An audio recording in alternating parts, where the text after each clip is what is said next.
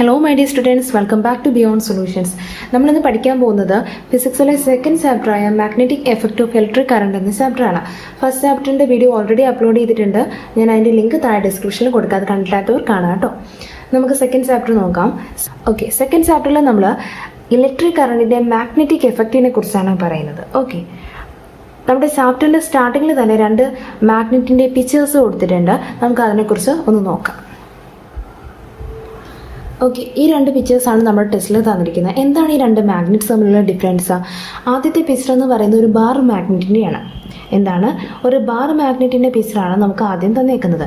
ഇതെന്ന് പറയുന്നത് എന്താണ്? ഇതൊരു ഇലക്ട്രോ മാഗ്നറ്റാണ്. ഓക്കെ, ഇതൊരു ഇലക്ട്രോ മാഗ്നറ്റാണ്.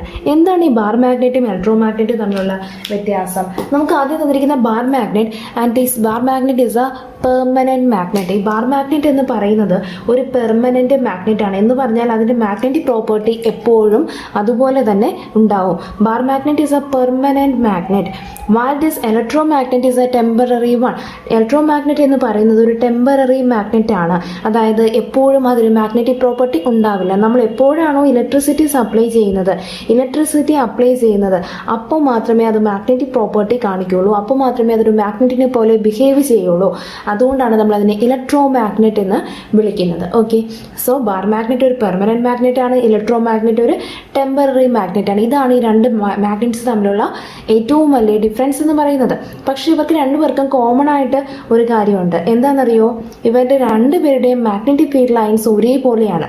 ഇവരുടെ രണ്ടുപേരുടെയും മാഗ്നറ്റിക് ഫീൽഡ് ലൈൻസ് സെയിം ആണ്, ഒരേപോലെയാണ്. എന്താണ് മാഗ്നറ്റിക് ഫീൽഡ് ലൈൻസ് എന്ന് ചോദിച്ചാൽ, മാഗ്നറ്റിക് ഫീൽഡ് ലൈൻ എന്ന് പറഞ്ഞാൽ നമ്മൾ ഈ കാണുന്ന ലൂപ്സിലെ ഈ കണ്ടിന്യൂസ് ലൂപ്സ്, ഇതാണ് മാഗ്നറ്റിക് ഫീൽഡ് ലൈൻസ് എന്ന് പറയുന്നത്. മാഗ്നറ്റിക് ഫീൽഡിനെ സൂചിപ്പിക്കാനാണ് മാഗ്നറ്റിക് ഫീൽഡ് ലൈൻസ് യൂസ് ചെയ്യുന്നത്. For a bar magnet and an electromagnet, the magnetic field lines are similar. Magnetic field lines are continuous loops and a magnetic field line will always move from north to south direction. Magnetic field lines എപ്പോഴും നോർത്തിൽ നിന്ന് start ചെയ്ത് സൗത്തിൽ end ചെയ്യും. നോക്കിയേ, നോർത്തിൽ നിന്ന് start ചെയ്ത് സൗത്തിൽ end ചെയ്യുന്നത് ആരോ കാണിക്കുന്നുണ്ടോ? നമ്മൾ ഇങ്ങോട്ടാണ് പോകുന്നതെന്ന് ആരോ കാണിക്കുന്നത്. നോർത്തിൽ നിന്ന് സൗത്തിലേക്ക് പോകുന്നു, നോർത്തിൽ നിന്ന് പുറത്തേക്ക് പോകുന്നു, സൗത്തിലേക്ക് എപ്പോഴും അകത്തേക്ക് വരുന്നു, സൗത്തിലേക്ക് വരാൻ നോർത്തിൽ നിന്ന് പോവുക എന്ന് ചെയ്യുന്ന മാഗ്നറ്റിക് ഫീൽഡ് ലൈൻസ്. ഇനി ഇലക്ട്രോ മാഗ്നറ്റിൻ്റെ കേസ് നോക്കാം. ഇവിടെ അതുപോലെയല്ലേ, ഇത് സൗത്ത്, ഇത് നോർത്ത്. നോർത്തിൽ നിന്ന് ഫീൽഡ് ലൈൻസ് പോകുന്നു, ഇവിടെയും നോർത്തിൽ നിന്ന് ഫീൽഡ് ലൈൻസ് പോകുന്നു. എന്നാൽ സൗത്തിലേക്ക് ഫീൽഡ് ലൈൻസ് വരുന്നു, സൗത്തിലേക്ക് വരുന്നു, നോർത്തിൽ നിന്ന് ഫീൽഡ് ലൈൻസ് പോകുന്നു. ഓക്കെ, സോ മാഗ്നറ്റിക് ലൈൻസ് രണ്ടുപേർക്കും ഒരേപോലെയാണ്. ഓക്കെ അല്ലേ? അപ്പോൾ നമുക്കിനി അടുത്ത കാര്യം നോക്കാം. ടെസ്റ്റിൽ പേജ് നമ്പർ 34 ഒരു ക്വസ്റ്റ്യൻ ചോദിച്ചിട്ടുണ്ട്. How can you find out the polarity of this magnets using A magnetic compass? ഒരു മാഗ്നറ്റിക് കോമ്പസ് യൂസ് ചെയ്തിട്ട് ഒരു മാഗ്നറ്റിൻ്റെ പൊളാരിറ്റി എങ്ങനെ മനസ്സിലാക്കാൻ സാധിക്കും? പൊളാരിറ്റി മീൻസ് മാഗ്നറ്റിൻ്റെ നോർത്ത് പോളിനെയും സൗത്ത് പോളിനെയും എങ്ങനെ നമുക്ക് മനസ്സിലാക്കാൻ സാധിക്കും? ഓക്കെ, അത് നമുക്കിനി എങ്ങനെയാണെന്ന് നോക്കാം. നമ്മൾ പൊളാരിറ്റി കണ്ടുപിടിക്കാനായിട്ട് യൂസ് ചെയ്യുന്ന ഡിവൈസിൻ്റെ പേരാണ് മാഗ്നറ്റിക് കോമ്പസ് എന്ന് പറയുന്നത്. ഈ മാഗ്നറ്റിക് കോമ്പസിന് ഒരു നോർത്തുമുണ്ട്, അതുപോലെ തന്നെ ഒരു സൗത്തുമുണ്ട്. ഇനി നമ്മൾ അറിഞ്ഞിരിക്കേണ്ട ഒരു കാര്യമുണ്ട്. നോർത്തും കൂടി അടുത്ത് വന്നാൽ എന്ത് ചെയ്യും? റിപ്പല് ചെയ്യും. നോർത്തും സൗത്തും കൂടി അടുത്ത് വന്നാലോ? അട്രാക്റ്റ് ചെയ്യും. സൗത്തും കൂടി അടുത്ത് വന്നാലോ? അതും റിപ്പല് ചെയ്യും. സോ രണ്ടും സെയിം ആണെങ്കിൽ റിപ്പൽ ചെയ്യും. രണ്ടും ഡിഫറെൻ്റ് ആണെങ്കിൽ അട്രാക്ട് ചെയ്യും. ലൈക്ക് റിപ്പൽ ചെയ്യും, അതുപോലെ അൺലൈക്ക് അട്രാക്ട് ചെയ്യും. ഇത് നമുക്ക് എല്ലാവർക്കും അറിയാവുന്ന കാര്യമാണ്. ഇനി നമുക്ക് മാഗ്നറ്റിക് കോമ്പസ് എങ്ങനെയാണ് യൂസ് ചെയ്യുന്നതെന്ന് നോക്കാം. ഞാനിപ്പോൾ എൻ്റെ കയ്യിലൊരു ബാർ മാഗ്നറ്റ് ഉണ്ട്. ബാർ മാഗ്നറ്റിന് സൗത്തും ഉണ്ട്, നോർത്തും ഉണ്ട്. ഓക്കെ, ഇനി ഈ മാഗ്നറ്റിക് കോമ്പസും എൻ്റെ കയ്യിലുണ്ട്. മാഗ്നറ്റിക് കോമ്പസിനും ഞാൻ പറഞ്ഞു നോർത്തും ഉണ്ട്, സൗത്തും ഉണ്ട്. ഞാൻ ഈ മാഗ്നറ്റിക് കോമ്പസിൻ്റെ മാഗ്നറ്റിക് കോമ്പസിന് എവിടെയാണ് നോർത്ത് എന്ന് അതിനകത്ത് തന്നെ മാർക്ക് ചെയ്തിട്ടുണ്ട്. സോ എനിക്ക് മനസ്സിലാവും അതിൻ്റെ നോർത്ത് എവിടെയാണ് സൗത്ത് എവിടെയാണ്. ഞാൻ ഈ മാഗ്നറ്റിക് കോമ്പസിൻ്റെ നോർത്ത് മാർക്ക് ചെയ്തിരിക്കുന്ന സൈഡ് ഈ ബാർ മാഗ്നറ്റിൻ്റെ ഏതെങ്കിലും ഒരു സൈഡിലേക്ക് കൊണ്ടുവരുമ്പോൾ ഈ ബാർ മാഗ്നറ്റിക് നീഡിലും കൂടെ റിപ്പല് ചെയ്യുവാണെങ്കിൽ എനിക്ക് മനസ്സിലാക്കാം മാഗ്നറ്റിക് നീഡിലിൻ്റെ ആ സൈഡ് നോർത്താണ്.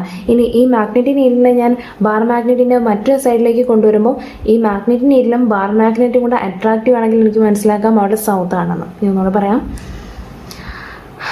ഇതൊരു ബാർ മാഗ്നറ്റാണ്. എൻ്റെ കയ്യിലൊരു മാഗ്നറ്റിക് നീഡിലുണ്ട്, അതിന് നോർത്തുണ്ട് സൗത്തുണ്ട്. ഞാൻ ഈ മാഗ്നറ്റിക് നീഡിലിൻ്റെ നോർത്ത് പോള് ഈ മാഗ്നറ്റിനെ ഒരു സൈഡിലേക്ക് കൊണ്ടുവന്നപ്പോൾ ഈ മാഗ്നറ്റും നീഡിലും റിപ്പല്ല് ചെയ്തു എന്ന് കരുതാം. ഇങ്ങോട്ടേക്ക് ഞാൻ ഇങ്ങോട്ടേക്ക് എടുത്ത് കൊണ്ടുവന്നപ്പോൾ ഇവർ രണ്ടുകൂടെ റിപ്പല്ല് ചെയ്തു എന്ന് കരുതാം.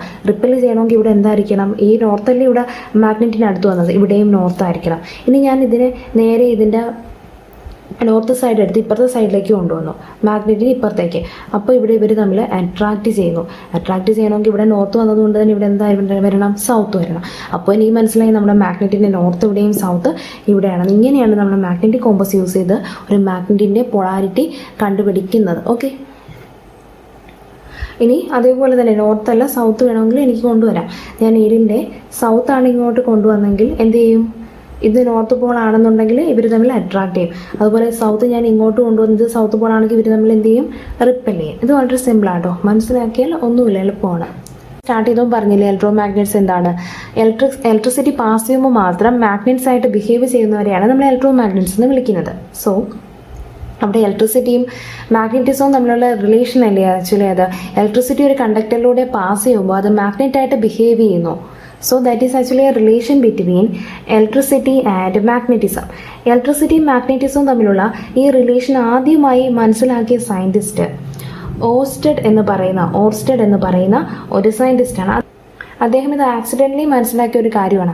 അദ്ദേഹം ഒരു ദിവസം ഈ ഒരു കറണ്ട് ക്യാരിയിങ് കണ്ടക്ടറിന് അടുത്ത് വെച്ചിരിക്കുന്ന മാഗ്നറ്റിക് നീഡിൽ ഡിഫ്ലക്റ്റ് ചെയ്യുന്നതായിട്ട് കണ്ടു. അപ്പോൾ അദ്ദേഹത്തിന് മനസ്സിലായി ആ കറണ്ട് ക്യാരിയിങ് കണ്ടക്ടർ ഒരു മാഗ്നറ്റിനെ പോലെ ബിഹേവ് ചെയ്യുന്നുണ്ട്. അങ്ങനെ ബിഹേവ് ചെയ്തതുകൊണ്ടാണ് അതിനടുത്തിരുന്ന മാഗ്നറ്റിക് നീഡിൽ ഡിഫ്ലക്റ്റ് ചെയ്തത്.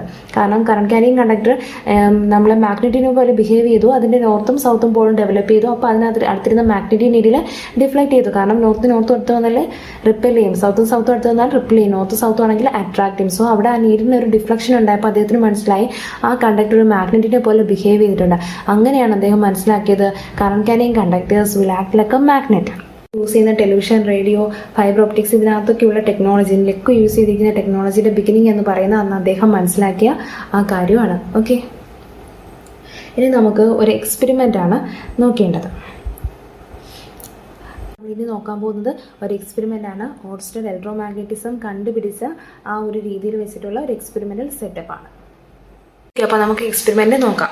ടെസ്റ്റിൽ 34th പേജിൽ എക്സ്പെരിമെൻ്റ് പറഞ്ഞിട്ടുണ്ട്, ഫിഗറും ഉണ്ട് കേട്ടോ, ഞാനതിവിടെ വരച്ചിട്ടുണ്ട്. നമുക്ക് നോക്കാം. ഇതിൽ 2 സർക്യൂട്ടാണ് തന്നിരിക്കുന്നത്. ആൻഡ് ഇവിടെ ബാറ്ററി കണക്ട് ചെയ്തിട്ടുള്ളത് കൊണ്ട് തന്നെ ക്ലിയർ ആണ്, സർക്യൂട്ടിലൂടെ കറണ്ട് പാസ് ചെയ്യുന്നുണ്ട്. ആൻഡ് ഞാൻ പറഞ്ഞു ഒരു സർക്യൂട്ടിലൂടെ കറണ്ട് പാസ് ചെയ്യുവാണെങ്കിൽ അവിടെ എന്തുണ്ടാവും? മാഗ്നറ്റിക് ഫീൽഡ് ജനറേറ്റ് ചെയ്യും. അതൊരു മാഗ്നറ്റിനെ പോലെ ആക്ട് ചെയ്യും അല്ലേ? കറണ്ട് പാസ് ചെയ്യുമ്പോൾ അതൊരു മാഗ്നറ്റിനെ പോലെ ആക്ട് ചെയ്യും. ഈ സർക്യൂട്ടിൽ കറണ്ടിൻ്റെ ഡയറക്ഷൻ എങ്ങോട്ടാണ് നോക്കിയേ? ഇത് ബാറ്ററിയുടെ പോസിറ്റീവ് ആൻഡ് ഇത് നെഗറ്റീവ്. നമുക്കറിയാം കറണ്ട് എപ്പോഴും പോസിറ്റീവിൽ നിന്നും നെഗറ്റീവിലേക്ക് മാത്രമേ മൂവ് ചെയ്യുള്ളൂ. സോ കറണ്ട് ഡയറക്ഷൻ എങ്ങനെയായിരിക്കും? ഈ പോസിറ്റീവിൽ നിന്നും ഇങ്ങനെ നെഗറ്റീവിലേക്കായിരിക്കും കറണ്ടിൻ്റെ ഡയറക്ഷൻ. ഓക്കെ, ഈ സർക്യൂട്ട് ആണെങ്കിലോ ഇത് ഇവിടെ പോസിറ്റീവ് ഇവിടെ നെഗറ്റീവ് അത്രയേ ഉള്ളൂ. സോ പോസിറ്റീവിൽ നിന്നും നെഗറ്റീവിലേക്കായിരിക്കും കറണ്ടിൻ്റെ direction. Current will always move from positive to negative. ഇനി എങ്ങോട്ടായിരിക്കും ഇലക്ട്രോണിൻ്റെ ഡയറക്ഷൻ? ഇലക്ട്രോണിൻ്റെ ഫ്ലോ ഏത് ഡയറക്ഷനിലായിരിക്കും? ഇലക്ട്രോൺ എപ്പോഴും നെഗറ്റീവിൽ നിന്നും പോസിറ്റീവിലോട്ടാണ് മൂവ് ചെയ്യുന്നത്. കറണ്ട് എപ്പോഴും പോസിറ്റീവിൽ നിന്നും നെഗറ്റീവിലോട്ടാണ്, ഇലക്ട്രോൺ എപ്പോഴും നെഗറ്റീവിൽ നിന്നും പോസിറ്റീവിലോട്ടാണ്. ഇലക്ട്രോണിൻ്റെ ഫ്ലോ കാരണമാണ് കറണ്ട് ഉണ്ടാവുന്നത്. പക്ഷേ ഇവരുടെ രണ്ടുപേരുടെയും ഡയറക്ഷൻ ജസ്റ്റ് ഓപ്പോസിറ്റ് ആണ്. ഇലക്ട്രോൺ നെഗറ്റീവിൽ നിന്നും പോസിറ്റീവിലേക്കാണ്, എന്നാൽ കറണ്ട് പോസിറ്റീവിൽ നിന്ന് നെഗറ്റീവിലേക്കാണ്. ഇത് ഓർത്ത് വയ്ക്കുക കേട്ടോ, ഇവരുടെ രണ്ടുപേരുടെയും ഡയറക്ഷനിലുള്ള ഡിഫറൻസ് ഒന്ന് ഓർത്ത് വെച്ചിരിക്കാം. സോ നമുക്ക് എക്സ്പെരിമെൻറ്റിലേക്ക് വരാം. ഇവിടുത്തെ ഫസ്റ്റ് സർക്യൂട്ടിൽ കറണ്ടിൻ്റെ ഡിറക്ഷൻ ഇങ്ങനെയാണ് അല്ലേ? പോസിറ്റീവിൽ നിന്നും നെഗറ്റീവിലേക്ക്. ഇത് ഇവിടെയുണ്ട്, ഇവിടെ A, B. ഓക്കെ, സോ ഇങ്ങനെയാണ് കറണ്ട് മൂവ് ചെയ്യുന്നത്. അതുകൊണ്ട് തന്നെ നമുക്ക് പറയാം ഇവിടെ കറണ്ട് മൂവ് ചെയ്യുന്നത് A to B ഡയറക്ഷനിലാണ് കറണ്ട് മൂവ് ചെയ്യുന്നത്. ഇവിടെ മാഗ്നറ്റിക് നീഡിലിൻ്റെ റിഫ്ലക്ഷൻ നോക്കിയേ. മാഗ്നറ്റിക് നീഡിലിൻ്റെ നോർത്ത് പോൾ, ഇത് നോർത്ത് ഇത് സൗത്ത്. മാഗ്നറ്റിക് നീഡിലിൻ്റെ നോർത്ത് പോൾ വെസ്റ്റിലേക്കാണ് ഡിഫ്ലക്റ്റ് ചെയ്യുന്നത്. അതായത് വെസ്റ്റിലേക്ക് എന്ന് പറഞ്ഞാൽ ഇങ്ങനെ വെസ്റ്റിലേക്കാണ് മാഗ്നറ്റിക് ഫീൽഡിൻ്റെ നോർത്ത് പോൾ, മാഗ്നറ്റിക് നീഡിലിൻ്റെ നോർത്ത് പോൾ ഡിഫ്ലക്റ്റ് ചെയ്യുന്നത്. അതായത് ആൻറ്റി ക്ലോക്ക് വൈസ് ഡയറക്ഷനിലാണ് ഡിഫ്ലക്റ്റ് ചെയ്യുന്നത്. സോ കറണ്ട് എയിൽ നിന്നും ബിയിലേക്ക് മൂവ് ചെയ്തപ്പോൾ നമ്മുടെ മാഗ്നറ്റിക് നീഡിൽ എങ്ങോട്ടാണ് ഡിഫ്ലക്റ്റ് ചെയ്ത? വെസ്റ്റിലേക്ക്, അതായത് anticlockwise direction. So magnetic ഫീൽഡിൻ്റെ ഡയറക്ഷൻ എങ്ങോട്ടാണ്? ആൻറ്റി ക്ലോക്ക് വൈസ് ഡയറക്ഷൻ, അതായത് വെസ്റ്റിലേക്കാണ് ഇവിടെ ജനറേറ്റ് ചെയ്തത്, ഇവിടെ ഉണ്ടായ മാഗ്നറ്റിക് ഫീൽഡിൻ്റെ ഡയറക്ഷൻ. സെക്കൻഡ് സർക്യൂട്ടിലേക്ക് വരാം. ഇവിടെയും സർക്യൂട്ടിലൂടെ കറണ്ട് പാസ് ചെയ്യുന്നു. സോ മാഗ്നറ്റിക് ഫീൽഡ് ജനറേറ്റ് ചെയ്യും.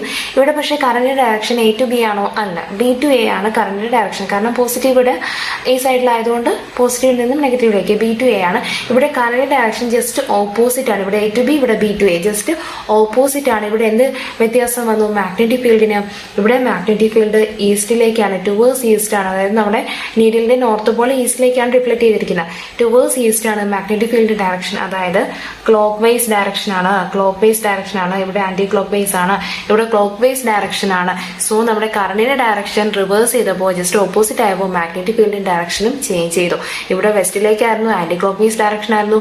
ഇവിടെ അത് ഈസ്റ്റിലേക്കായി, ക്ലോക്ക് വൈസ് ഡയറക്ഷനായി. ഇതാണ് ഇവിടെ ഉണ്ടായ വ്യത്യാസം. ഓക്കെ, അപ്പോൾ എക്സ്പെരിമെന്റ് മനസ്സിലായെന്ന് വിശ്വസിക്കുന്നു. ഒന്നുമില്ല, current A to B flow ചെയ്തപ്പോൾ ഇവിടെ എന്ത് ചെയ്തു? നമ്മുടെ മാഗ്നറ്റിക് ഫീൽഡ് ഡയറക്ഷൻ വെസ്റ്റിലേക്കാണ്, അതായത് ആന്റി ക്ലോക്ക് വൈസ് ഡയറക്ഷനിലാണ്. Current B to A flow ചെയ്തപ്പോൾ ഇത് ഇവിടെ നേരെ തിരിച്ച് ക്ലോക്ക് വൈസ് ഡയറക്ഷനിലേക്ക്, അതായത് ഇവിടെ കറണ്ടിന്റെ ഡയറക്ഷൻ B to A ആയപ്പോൾ എന്ത് ചെയ്തു? നമ്മുടെ മാഗ്നറ്റിക് ഫീൽഡിൻ്റെ ഡയറക്ഷൻ നേരെ തിരിച്ച് ക്ലോക്ക് വൈസ് ഡയറക്ഷനിലേക്ക്, അതായത് ഈസ്റ്റിലേക്കായി മാഗ്നറ്റിക് ഫീൽഡിൻ്റെ ഡയറക്ഷൻ. സോ ഇത്രയേ ഉള്ളൂ നമ്മുടെ എക്സ്പെരിമെൻ്റ് എന്ന് പറയുന്നത്.